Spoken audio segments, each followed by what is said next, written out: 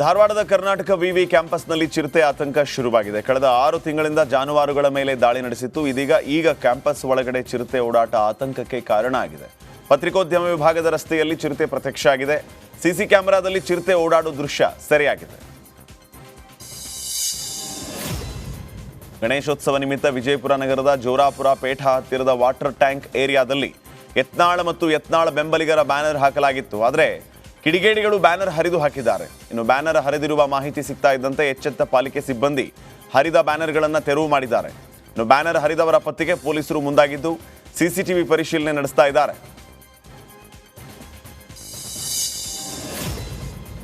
ಬಳ್ಳಾರಿಯಲ್ಲಿ ಶ್ರೀಕೃಷ್ಣದೇವರಾಯ ವಿಶ್ವವಿದ್ಯಾಲಯದ 12ನೇ ಘಟಿಕೋತ್ಸವ ಕಾರ್ಯಕ್ರಮ ನಡೆಸಲಾಯಿತು. ಕಾರ್ಯಕ್ರಮದಲ್ಲಿ ರಂಗಭೂಮಿ ಕಲೆ, ಸಮಾಜ ಸೇವೆ ಪರಿಗಣಿಸಿ ನಟಿ ಉಮಾಶ್ರೀ ಅವರಿಗೆ ಗೌರವ ಡಾಕ್ಟರೇಟ್ ಪ್ರದಾನ ಮಾಡಲಾಯಿತು. ಜೊತೆಗೆ ಸಮಾಜ ಸೇವೆ ಆಧರಿಸಿ ಶ್ರೀ ಚಂದ್ರಮೌಳೇಶ್ವರ ಶಿವಾಚಾರ್ಯ ಸ್ವಾಮೀಜಿ ಹಾಗೂ ಕೈಗಾರಿಕೆ ಮತ್ತು ಸಮಾಜ ಸೇವೆ ಆಧರಿಸಿ SK ಮೋದಿ ಅವರಿಗೂ ಕೂಡ ಮರಣೋತ್ತರ ಡಾಕ್ಟರೇಟ್ ಪ್ರದಾನವನ್ನು ಮಾಡಲಾಯಿತು.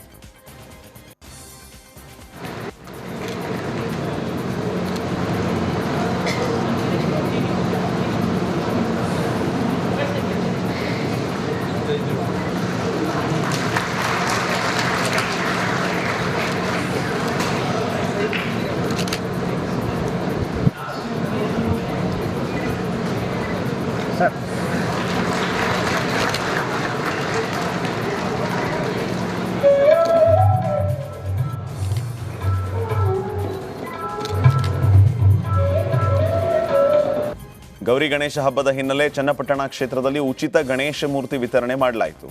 ಜೆಡಿಎಸ್ ಪಕ್ಷದ ವತಿಯಿಂದ ಜೆಡಿಎಸ್ ಯುವ ಘಟಕದ ರಾಜ್ಯಾಧ್ಯಕ್ಷ ನಿಖಿಲ್ ಕುಮಾರಸ್ವಾಮಿ ನೇತೃತ್ವದಲ್ಲಿ 500ಕ್ಕೂ ಹೆಚ್ಚು ವಿನಾಯಕ ಮೂರ್ತಿ ವಿತರಣೆ ಮಾಡಲಾಯಿತು.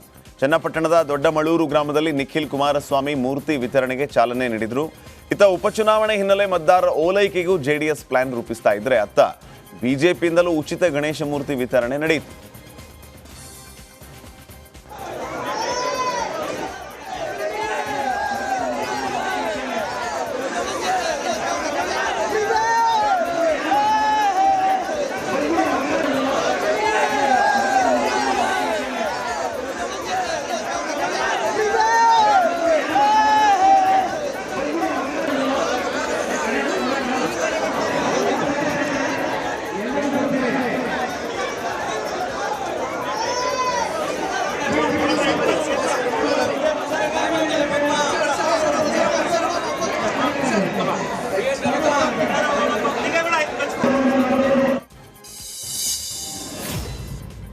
ಇನ್ನು ಗಣೇಶ ಮೂರ್ತಿ ವಿತರಣೆಗೆ ಚಾಲನೆಯ ಬಳಿಕ ಮಾತನಾಡಿದ ನಿಖಿಲ್ ಕುಮಾರಸ್ವಾಮಿ, ಇವತ್ತು ಚನ್ನಪಟ್ಟಣ ಕ್ಷೇತ್ರದಲ್ಲಿ ಗಣೇಶ ಮೂರ್ತಿ ವಿತರಣೆ ಮಾಡಲಾಗ್ತಾ ಇದೆ. ಹಲವು ವರ್ಷಗಳಿಂದ ತಾಲೂಕು ಅಧ್ಯಕ್ಷರು ಗಣೇಶ ಮೂರ್ತಿ ವಿತರಣೆ ಮಾಡಿಕೊಂಡು ಬಂದಿದ್ದಾರೆ. ಈ ಬಾರಿ ನಾನು ಭಾಗವಹಿಸಿ ಯುವಕರಿಗೆ ಗಣೇಶ ವಿತರಿಸ್ತಾ ಇದ್ದೀನಿ ಅಂತ ಹೇಳಿದರು. ಇನ್ನು ಉಪಚುನಾವಣೆಗೆ ಮುಖಂಡರು, ಕಾರ್ಯಕರ್ತರು ಸಜ್ಜಾಗಬೇಕು. ಈಗಾಗಲೇ ಕ್ಷೇತ್ರದ ಹಲವು ಕಡೆ ಸಭೆಗಳನ್ನು ಮಾಡಿ ಅಭಿಪ್ರಾಯ ಸಂಗ್ರಹ ಮಾಡಿದ್ದೇನೆ. ಎಲ್ಲರ ಅಭಿಪ್ರಾಯಗಳನ್ನು ವರಿಷ್ಠರಿಗೆ ತಲುಪಿಸುವ ಕೆಲಸ ಆಗ್ತಾ ಇದೆ. ಅಂತಿಮ ಹಂತವಾಗಿ ಚುನಾವಣೆಯಲ್ಲಿ ಗೆಲುವು ಸಾಧಿಸಬೇಕು. ಆ ನಿಟ್ಟಿನಲ್ಲಿ ಜೆಡಿಎಸ್ ಪಕ್ಷ ಸಿದ್ಧತೆ ಮಾಡುತ್ತದೆ ಅಂತ ಹೇಳಿದರು. ಹಬ್ಬದ ಆರ್ಥಿಕ ಶುಭಾಶಯಗಳನ್ನ ಕೋರ್ತಾ ನಮ್ಮ ರಾಜ್ಯದ ವಿಶೇಷವಾಗಿ ನಮ್ಮ ರೈತಾಪಿ ವರ್ಗಕ್ಕೆ ಎಲ್ಲ ರೀತಿ ಈ ವರ್ಷ ಮಳೆ ಬೆಳೆ ಆಗಿ ಅವರು ಬೆಳೆದಿರ್ತಕ್ಕಂಥ ಎಲ್ಲ ಬೆಳೆಗೂ ಕೂಡ ಸರಿಯಾದಂಥ ಒಂದು ನಿಗದಿತ ಒಂದು ಬೆಲೆ ಸಿಕ್ಕಲಿ, ಜೊತೆಯಲ್ಲಿ ಇಡೀ ರಾಜ್ಯದ ಜನತೆಗೆ ಆರೋಗ್ಯ, ಆಯಸ್ಸು, ನೆಮ್ಮದಿ ಆ ಭಗವಂತ ಕಲ್ಪಿಸಲಿ ಅಂತಕ್ಕಂಥದ್ದು ಈ ಸಂದರ್ಭದಲ್ಲಿ ಪ್ರಾರ್ಥನೆಯನ್ನು ಮಾಡ್ತಾ, ಇವತ್ತು ಚನ್ನಪಟ್ಟಣದಲ್ಲಿ ವಿಶೇಷವಾಗಿ ನಮ್ಮ ತಾಲೂಕಿನ ಅಧ್ಯಕ್ಷರಾಗಿರ್ತಕ್ಕಂಥ ಜಯಮುತ್ತೂರವರು ಮತ್ತು ನಮ್ಮೆಲ್ಲ ಪಕ್ಷದ ಮುಖಂಡರು, ಕಾರ್ಯಕರ್ತರು ಅನೇಕ ವರ್ಷಗಳಿಂದ ಗಣೇಶದ ಒಂದು ವಿಗ್ರಹವನ್ನು ವಿತರಣೆ ಮಾಡ್ತಕ್ಕಂಥ ಒಂದು ಕಾರ್ಯಕ್ರಮವನ್ನು ನಿರಂತರವಾಗಿ ಮಾಡ್ತಾ ಇದ್ದಾರೆ. ಇವತ್ತು ವಿಶೇಷವಾಗಿ ನನಗೂ ಕೂಡ ಆಹ್ವಾನವನ್ನು ಕೊಟ್ಟಿದ್ದಾರೆ, ನಾನು ಕೂಡ ಭಾಗವಹಿಸಿದ್ದೇನೆ. ಗೌರಿ ಗಣೇಶ ಹಬ್ಬದ ಆರ್ಥಿಕ ಶುಭ. ಧಾರವಾಡದ ಕರ್ನಾಟಕ ವಿದ್ಯಾವರ್ಧಕ ಸಂಘದ ಸಭಾಭವನದಲ್ಲಿ ನಡೆದ ಕಾರ್ಯಕ್ರಮದಲ್ಲಿ ಕಾರ್ಮಿಕ ಸಚಿವ ಸಂತೋಷ್ ಲಾಡ್ ನೃತ್ಯ ಮಾಡಿದರು. ಜಿಲ್ಲಾ ಮಟ್ಟದ ಶಿಕ್ಷಕರ ದಿನಾಚರಣೆಯಲ್ಲಿ ಭಾಗಿಯಾಗಿದ್ದ ಸಂತೋಷ್ ಲಾಡ್ ಯಲ್ಲಮ್ಮ ದೇವಿ ಹಾಡಿನ ತಮಟೆ ಸದ್ದಿಗೆ ತಲೆಯ ಮೇಲೆ ಉರಿಯುವ ಬೆಂಕಿ ಮಡಿಕೆಯನ್ನು ಹೊತ್ತು ನೃತ್ಯ ಮಾಡಿದರು.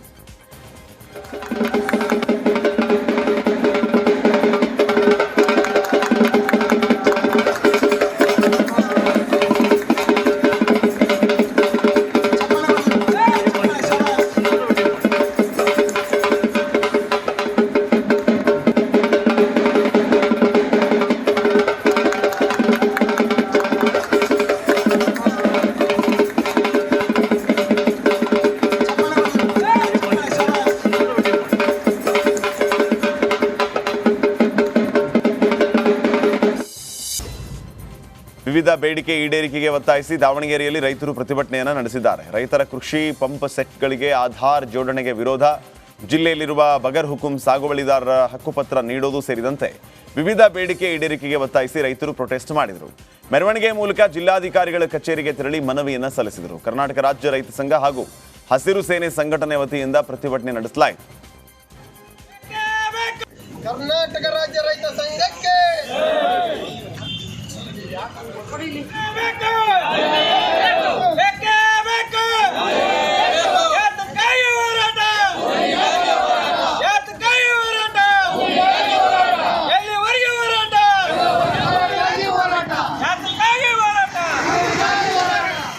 ಕರ್ನಾಟಕ ರಾಜ್ಯ ರೈತ ಸಂಘಕ್ಕೆ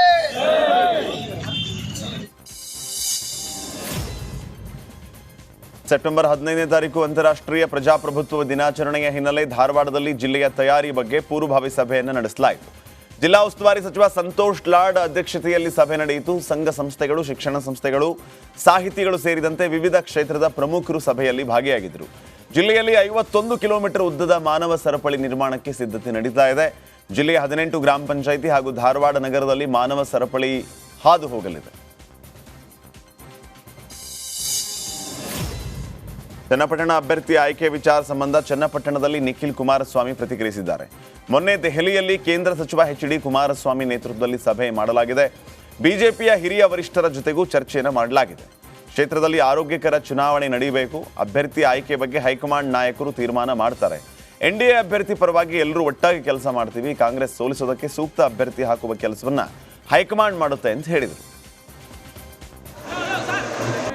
ನೋಡಿ, ಮೊನ್ನೆಯ ದಿನ ದೆಹಲಿಯಲ್ಲಿ ನಮ್ಮ ಕೇಂದ್ರದ ಸಚಿವರು ಸನ್ಮಾನ್ಯ ಕುಮಾರಣ್ಣ ಅವರ ನೇತೃತ್ವದಲ್ಲಿ ಹಾಗೂ ಭಾರತೀಯ ಜನತಾ ಪಾರ್ಟಿಯ ಚನ್ನಪಟ್ಟಣದ ವಿಧಾನ ಪರಿಷತ್ನ ಸದಸ್ಯರು CP ಯೋಗೇಶ್ವರ್ ಅವರು ಜೊತೆಯಲ್ಲಿ ರಾಜ್ಯ ಮಟ್ಟದ ಭಾರತೀಯ ಜನತಾ ಪಾರ್ಟಿಯ ನಾಯಕರುಗಳು ಎಲ್ಲರೂ ಕೂತು ಒಂದು ಸುತ್ತಿನ ಮಾತುಕತೆಯನ್ನು ಮುಗಿಸಿದ್ದಾರೆ, ಚರ್ಚೆಯನ್ನು ಮಾಡಿದ್ದಾರೆ. ಚರ್ಚೆಗಳಾಗಬೇಕು.